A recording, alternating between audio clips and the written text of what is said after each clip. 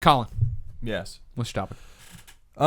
It's a hard one to explain, but I'll do my best. The way I pitched it to the gentleman at the table was, we at one point broached the subject of guilty pleasures, things that you might acknowledge that maybe aren't the best, but you really love them, right? So like Jericho is like not the best show in the world. It's very corny, but I fucking love that show, and I think it's a really great show. Or 311 is like my favorite band, but I understand why people don't like them.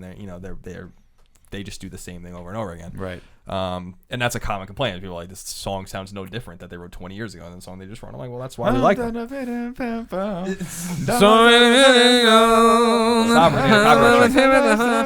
we're getting a copyright check from the defunct Capricorn Records that put that record out, Transistor.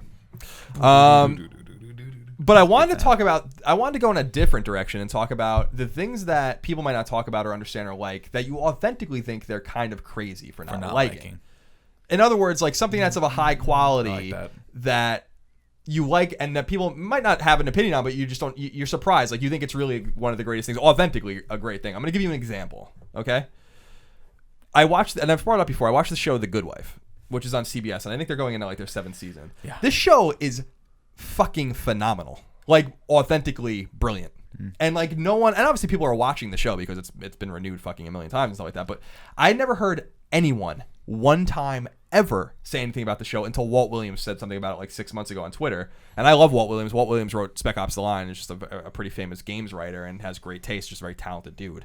And so I was like, I'm gonna check this show out, and it ended up being astronomical. Yeah, my wife loves that show. Like it's a really, really, really, really good show. And the perfect melding, as I've explained to people, of serial and the more serialized kind of aspects of the show with the procedural aspects. So it's like it's almost like Law and Order meets Lost, and I don't mean that in a literal plot way. I mean it's like there's an overarching theme that is touched on and storylines and plots. But then, like, each show can be watched by itself. And there's not many shows like that, first of all, that have, like, such deep, renewable characters, as it were, and plots. But then you can kind of just get the story if you want to just watch an episode. It's just a court case. Sure. Right. And so I wanted to throw that out there and see, like, what you guys think of, you know, some of those things that people might not like or tune into or listen to or whatever that are that you think are authentically great. So not like 311 is my favorite band, but it's almost like half a joke at this point. You know? I love them and I'll always love them, but I understand that they're not like the fucking epitome of music, like, you know, the Beatles, you know? Right. So I use my example as a good one. Another example, frankly, is Battlestar Galactica. So like BSG, you know, so I use those as examples and kind of, you know, solicit what your guys' examples are, and we'll talk. I feel like Tim and I have gone back and forth with this a lot over the years. Yeah. When I first met you, you were like, you would show me all these crazy YouTube videos, and I'm like, these are garbage. These are like, there is no level of like storytelling in these. They're very, very simple. They're very, very, very like in your face, just for like effects driven videos. It's not until later that I realized that there was a lot more intricacies to them, and I developed an appreciation for them. But you would swear by these, like, no, these are good. There's depth in these. And I think part of it was just I wasn't seeing that because my idea of what depth was slightly different than yours, if that makes sense. And then you, of course, time only tells. History has proven me wrong in that a lot of these guys have grown up and are, you know, in the last 9 years and have monster followings and are really, really entertaining. And what that told me was my idea of what can be entertaining and what can be meaningful is not necessarily the sort of prevailing idea of what that is, right? Yeah. Everything's relative, and that was one of the first times interacting with you when you know we were like 20. When did you start at IGN? 21, 22? I was 21. Yeah, 21. You coming in and me being, you know, late 20s ish, late 20s, yeah. And being sort of set in my ways taught me that I'm like, oh wow, everything changes. It's constantly changing. My idea of, you know, movies first are the best way to tell a story, then TV, then maybe video games, then maybe something else, then far down the line is a YouTube video, right? As far as like how I'm engaging and how that's important to me, and that's an actual legitimate thing that I'm going to sit down and watch for entertainment value. That's completely wrong. Like every generation has their own thing, and your generation your specific thing was, I want to watch like Freddie W, or I want to watch all these other people that you introduced me to, and I was like, I don't get that. Now I get it. And that I guess is kind of. I mean, going off of that, like one of my things would be Red versus Blue, which is Rooster Teeth's flagship series, and for that it was like 5 years. The first 5 seasons it was just a bunch of dick jokes and like stupid jokes and like characterization of these dumb characters, and it's just kind of funny. Yeah. I mean, it's really not even that funny. It's not even that good, really. Right. But then from season 6 to 10, they like took all of that and they're like, we have 5 years of character development we've done for not really going anywhere, just developed characters. Sure. What's a really cool story we can do with this? And they like really brought it to the next level. And it's like they created this storyline that every week had a cliffhanger that me and Kevin would watch the episodes every Monday and be like, holy shit, what are they going to do next week? How are they going to solve this? What's going to happen? And it's like, that was one of the first moments where I was like, this is a web series that I'm watching as if it's a great TV show. And it's on its 13th season now, and I'm still completely addicted to it. It's still super good. And it's just been really interesting to see all that. I definitely would put Red vs. Blue as my thing that I would just swear by being good. Even though I feel like a lot of the things on my list, it's like you gotta get past the shit to get to the good stuff. That's everything. A quick shout out, like seriously, to Fast and Furious, where it's like it's not a joke when I say like I love that series. Is it the best example of cinema? No. But I feel like, you know, if you get past the shitty movies, you get to something that's really good, and it's you really just have to get through 2. I mean, you know, once you get to 3, you understand it, and then you're like, I can suffer through 4, and then 5. You got to get through 4. Great. Like you got to get through 1, 2, 3, and 4 to get to 4. 5, 6, and 7. I like 4. Well, you like 4 because it was just like the return. Yeah, everybody was back. You're like, this is a big deal. Yeah, but it's like if you really kind of dedicate to get there, it's worth it in the long run. Right. And for me, another thing would be the Saw franchise, which gets a lot of hate. But the first 3 movies, I thought were great. They told a great story, and like it all built upon it. And again, it's you have to dedicate into it, and you have to want to like it Right. But it's but I love that shit. It's just like all the twists and stuff. Like there was so much thought put into how all the characters intertwine and interact, and how their paths line up, and all this stuff. And I was like, this is really fucking cool. Yeah, I don't see it. My problem is I think I like what's mostly popular as far as like I have different tastes, but I'm willing to admit that not everyone should watch Psych. In fact, if you've watched Psych, a couple episodes of it, it's not for you. Don't do it. It's not for you. I do have the guilty pleasures, but I don't think they're guilty pleasures that I would try to swear by. There's no way you can't defend Psych. I could be like, okay, it's entertaining. It makes a lot of 80s references, but like. A good litmus is that my wife will sit next to me and be like, this show, I don't get the show. This show's dumb. And then I'll start looking at it through her eyes, and I'll be like, get out because you're ruining this show, and I need this in my life right now. Dule Hill's awesome too. Dule Hill's amazing. James Roday is amazing. Other things that I would like just swear by would be Spectacular Spider-Man as a cartoon series. As the second best Spider-Man series. No, as the best Spider-Man series. And like I honestly think that it's like one of the best cartoons ever. It's just such a solid 2 seasons that's just good. And it's like you look at it and the art style's a little off-putting because it looks kind of like kiddie, but then you get into it and you're like, wow, this is the best kid adult show cartoon. I love it. It's so well written. It's so good. It's probably one of the best Spider-Man tales ever. And that's awesome. And then the other thing would be, and I feel like this is a perfect example for this topic, is my 2 favorite animes, which are Death Note and Code Geass, which I've talked about a million times. And it's like those are super popular within the anime community, but I feel like anime in general is a perfect example of this, where it's like a lot of people don't like it. It's not that popular of a thing overall. In the States, yeah. Yeah, I mean, just Japan, and it's just like, you know, the people that love it fucking love it. But like, if you don't love it, it's so hard to get to convince someone, hey, you should watch an anime. That's true. They're instantly like, if they're not into it, they're just like, that's weird. It takes, yeah. I mean, that's the thing. Even for me, I used to love anime, but it took you a year to get me to watch Death Note. Yeah, you're like, dude, just watch it, and I'm like, fine, I'll watch it. And finally, I was like, this is great. Have I watched a lot of anime since? Not really. Yeah, just because there's not a lot of great anime out there. I feel, but I'm sure I'm wrong. I'm sure there's plenty of it out there. There's a lot of really good. But there's not that a ton of it like on Netflix. So and that's kind of where my attention is for the most part. But Death Note and Code Geass are 2 to me that I'm like, I swear by the fact that even if you don't like anime, if you give it 6 episodes, you will fucking love it. Like, and that's 2 hours total. Like, if you get into it, like, you will love it, and I swear by that.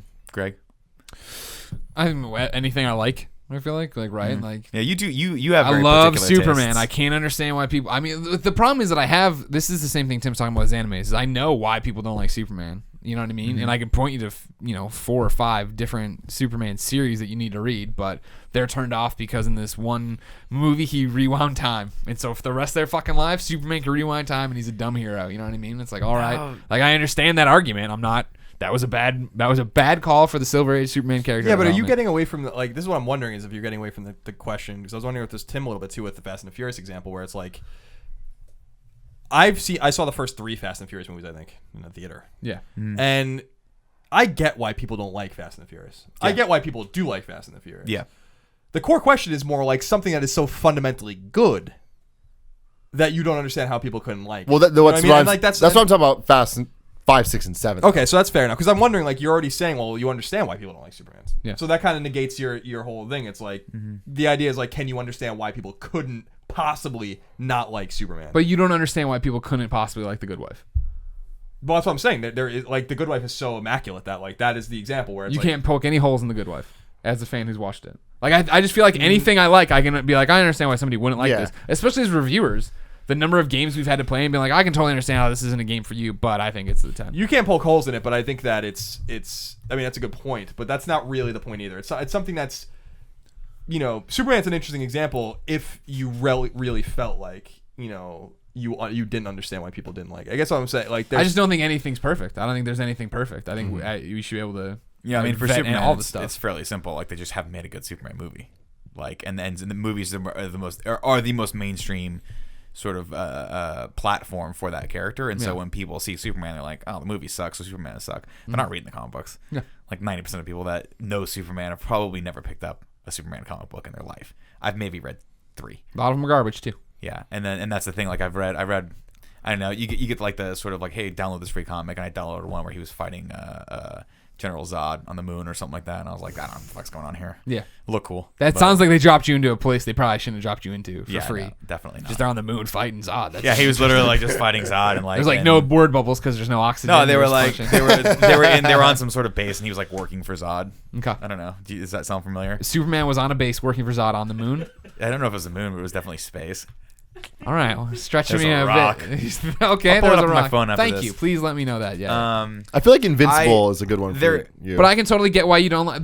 I'm just saying. Like I guess it's just because I've had to vet so many of my choices so many times. When somebody comes to me, like, I know Colin doesn't like superheroes, so I would never recommend something. But even if you are a casual comic fan and like, oh, I would like to read Invincible, and it's like, you got to understand that it's a slow burn getting going, and it's making fun of a lot of superhero tropes, and then it turns this corner, and then they're gonna start introducing me, and then there's gonna be possibly too many threads, too many things happening. I love the Walking Dead video game. I think the Walking Dead video game is amazing, right? But it doesn't run great, and you get the setup of how it's coming and going, and you understand what's gonna happen. The same with the comic. The comic's great. There's a lot of shit. There's a lot of down points to it. You know what I mean? I can understand why somebody would lose interest. Yeah. I can understand why Colin doesn't like it because they're not driving to the answer he wants. You know what I mean? Yeah, I just want to. I'm sorry to interrupt. I just want to say that I don't. I've said this before, but I don't dislike superheroes. I like Batman very much. Like, I really like Batman. I think I don't like Marvel at all because it's not what I'm looking for. Right. And DC seems like it has more of my sensibilities, but again, it's really with only this one. It's mostly just Batman. So I just want to say that, like, I don't want to come across as closed-minded. I'm quite open-minded with it. I just want someone that's like Batman. But you won't read Batman comics. No, certainly won't. Some of them are open-minded. Well, because I don't like the comic book I know. format. I'm just saying. But this is the problem. Is I don't think there's anything. The comic format just doesn't make sense. You can say that as perfect and then show it to somebody and not be able to poke a hole. I'm surprised that you didn't say Weezer. Like, that to me is like they're like an almost infallible pop rock band. Like, well, I mean, like Pinkerton alone. Blue Album and Pinkerton. The Green Album's awesome. Like, then they kept making up to Make Believe maybe. Like, I'm just saying, like, the Blue Album is a fucking great record. But like a 10. There are, like, Weezer's not, like, there are two things that I can think of off the top of my head that if I met someone that didn't like that, I would question. I'd be like, we got to unpack this. One is Star Wars. I've met maybe in my life a handful of people that are like, meh. And I'm like, what do you mean meh?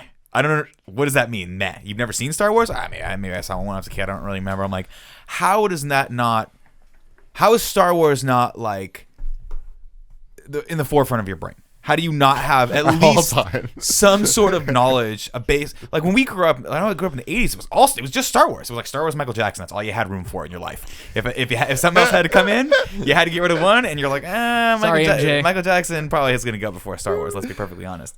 The whole Neverland Ranch thing. That was not in the 80s. That was happening in the 80s, probably. Yeah, we didn't know about it until the 90s. Dateline. So yeah, I think I met someone the other day. I can't remember who it was, but had never seen a Star Wars film. Like, I just haven't seen one. And I'm like, that is so weird to me that you could have grown up in the United States and be roughly my age and never seen a Star Wars film. Not so much weird if you're talking to a girl, because girls, you know, especially in the 80s, like they weren't turned on to that kind of thing. It wasn't really that your mother or father traditionally would be like, go see Star Wars, right? As if it isn't bad enough right now, gender identities back in the 80s. It's for sure. You're playing with a Barbie and you're playing with a Star Wars. Exactly. And that's it's how this like is you get Luke Skywalker, roll. you get Barbie, and if you guys, you know, cross it over, one of you has to go to camp. I brought a popple to a fucking playground once. Oh, that was the end of that popple. What's a popple? It was like a stuffed animal, and that was like right there, like the kids just tore it apart like it's like they're walls. The other thing to your Weezer I had a penguin reference, too. You stored stuff in their stomach, and turned out that was a girl toy. Yeah, But I love that fucking penguin. But I When got boxed pretty hard for that. Like the only thing you're allowed to have from when you're like 8 or on is like a cool lunch pail, gun, and then when you hit like 12, you got to throw that away. You got to brown You bag get a sports it, ball, or you got to steal things. That's what you got to do. For the music reference, though, you brought up Pink Floyd before we talked. Mm-hmm. I've never really been into Pink Floyd, but I am still and always will be a huge fan of Led Zeppelin. And if I ever, you know, every once in a while, like hear someone who's like, I'm not a big fan of Led Zeppelin. You're like, how could you not be a fan of Led Zeppelin? Well, that's the thing is I'm not a fan of Led Zeppelin. Really? But here's I like Dire Maker and a few other songs, but like my dad. You don't dislike Led No, Zeppelin. but that's You're just the thing not is choosing I to listen to get them. it. Right. I'm not really a huge classic rock fan at all. Like I feel like rock has evolved so much and has become so much better. By the mid to late 90s, I feel like it was just different sounds. It's different sound, but it's a more progressive sound. Sure. And a lot of people would think that's sacrilege. My dad would punch me in the fucking side of the head if he heard me say that. Well, also, but don't forget that you grew up in the 90s, so like that sound and that message vibes with you a little bit more than like Led Zeppelin or like Pink Floyd, where it's about like anti-war or like drug abuse. Or like I listen to Nirvana and I'm like, oh, okay, I kind of get this. This is a little bit of a lost generation in the 90s, coming out of the 80s and not really knowing where we're at culturally. Sure, but I also grew up in a household that was unusually musical. You know, in terms of like lots of instruments, you know, being played by me and my sister. My parents are both fucking huge into music. So we grew up with I was listening to Moody Blues, I was listening to the Beatles, I was listening to, you know, a lot of, you know, Zeppelin and stuff like that. The point I was making with Zeppelin was that I don't really I would never go and like I'm going to listen to Led Zeppelin today, but I get it. I totally fucking get it. You know, like when you listen to it, and you listen to it in a genetic way and where it came from and where it was in a time it came out. It was very important. Mm-hmm. It's the way I feel. And Pink Floyd is one of my favorite bands of all time. I fucking love Pink Floyd. You know, yes, in terms of its contribution to prog rock and space rock, unparalleled. You know what I mean? And you know, the whole stoner generation ate up Pink Floyd because that was what it was at the time. So again, you have to, even if you don't I'm sure you understand Pink Floyd, even if you don't like it, because it came from the era it came from. I get the cultural relevance of Pink Floyd. And it's the same. The way with the Star Wars thing was good for me with the Beatles, where someone's like, I don't like the Beatles. I'm like, you out of your fucking mind? You know, like there's nothing in that entire discography that you don't like. There's nothing. So define, and that's the thing. I like the Beatles, but I have never sought them out. Maybe once in my life, and like, I'm gonna listen to a Beatles song. I'm bumping right Yellow Submarine. Right. Or Here now. Comes the Sun. Like I gotta listen to that real quick because I'm in that kind of a mood. But there have been multiple times when I've been driving and been like, I need some Immigrant Song right now. Yeah, Immigrant Song's a great song. Right now. Or I need some Stairway right now. And then you just end up, you're on an hour drive, you end up listening to like 10 Zeppelin songs. Well, it's an hour drive. 3 Zeppelin songs. Yeah, I guess the point is that like, yeah, you like Zeppelin. I wouldn't listen to Zeppelin. But I would never understand if someone's like, Led Zeppelin sucks. Like, what are you, nuts? I would be. You know what I mean? Like at that and point, you that's can't defend that. You'd be like, dude, I'm arguing with an insane person who's gonna eat my fucking face. You right could now. say It's not gonna 311 sucks, and I would totally get that. Everyone in my family fucking hates 311. It's like that. Like I grew up, and my sisters always made fun of me for listening to them. Like, what the like we taught you. Like it was a really little thing. Like we taught you better than this. Like you didn't grow up with MTV. You grew up with all of us shoving music down your throat, and you should know better than this. And this is where you ended up. You know, and it was a big like kind of, you know, listen to Day, you want rap, listen to De La Soul. But it's like, you know, and De La Soul's from Long Island, so we can appreciate that. But it's so they get a pass actually. And I love De La Soul. It's another group where I'd be like, I don't know if you understand what you're talking about if you said you didn't like them. But yeah, it's just one of those things where I just want to talk like briefly about that, because I think there are things that we acknowledge, all of us like, that is maybe not good, you know, or that like you understand. Like when I loved Linkin Park. I fucking loved Linkin Park. Love. Like Hybrid Theory and Meteor were excellent records, and perfect. They were perfect. And I'll always. And then you listen to them, you're like, they're not perfect, but they were. They were perfect. Like in that time, like 2000, 2001, 2002, I'm like, this shit, it's not gonna get much better than this. And like, but you go back and you listen to Hybrid Theory, and it brings me back to high school. Where I'm like, this stuff was really good, but I can understand why, and it is really good. But I can in the understand end, why it doesn't really matter. It's exactly right. you can understand why people might not like them, but certainly there are like these pillars of music or pillars of film or pillars of TV or books or whatever. It's like, and so I brought The Good Wife as my example, but I was just curious of like where it's like I think that there's always going to be an objective viewpoint, right? Of how you feel about something. Sure. But then there are facts, right? And it's not necessarily a fact of taste. And I'm not even sure Good Wife would be a good example of this. It's just a fact of like, well, the Beatles, the Beatles were a revolution in rock music. Rock music would sound nothing like it sounds today if it wasn't for them. And that's undeniable. So you at least must appreciate where if you listen to rock today, you must appreciate the Beatles. I'm not saying you have to go listen to Sgt. Pepper. You should. But I'm not saying you should go listen to it or you have to or you even have to know any Beatles songs. You just have to know that they were important. Yeah. You know what I mean? And we can talk about with video games. Mario. Miyamoto. Well, you might not like Miyamoto's games. Maybe a lot of them are samey now or something like that. But like, try to deny his importance. You're a crazy person. And so that was kind of the point of the conversation because we've talked so much about guilty pleasures, and man, Linkin Park was a guilty pleasure. It still is a guilty pleasure. Still is. Yeah, but I mean, you're describing the difference between like a guilty pleasure and a classic, right? Like the Beatles are a classic. Zeppelin's a classic. Mario's classic. Like I would put those in the same area. I would put like the Godfather trilogy, right? Like you should probably like that movie. If you don't, you got to ask yourself, why don't I like? No one needs to like Godfather 3. No, I'm sorry, you're right. Not even the first, not even the two. The first Godfather is a classic. If you watch that film, 2's good. 2's okay. It's really long. Yeah, it's long. It's good. It's good enough. All right. It's not the best. But 1 is a master of storytelling. Like, I mean, that is just, you watch it and you can't help but be taken by that world. Even if you watched it now, I would challenge you to go and sit down with it, watch that movie, and go and render any sort of criticism other than praise for it. But yeah, Linkin Park. I mean, I put Linkin Park and 311 in much the same vein as like Duran Duran or like the Depeche Mode. Where like, I was gonna say, no, I'm not talking shit about it, but you know what I mean. It's like not a lot of people would think Duran Duran, oh my god, revolutionary band, like it, but people like them.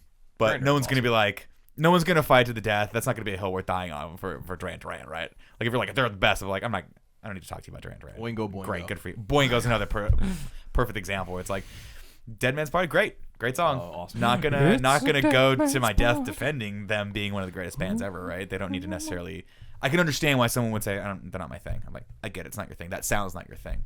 But the Beatles, on the other hand, is like, if that's not your thing, it is your thing. You just don't know it's your thing. So before because I know Greg wants to wrap it up, probably get to the last topic, but I want to reach out to the people out there. I want you in the comments of this YouTube video, if you'll be listening to the audio, in which case you can't really partake in this, but just write it down in the napkin in your car. Yeah, and throw it out the window, and then it'll get to us. Don't throw it out the window. Don't litter. Throw it at a cop. Throw it at a cop. Oh, they love that. They love it when you throw it at them.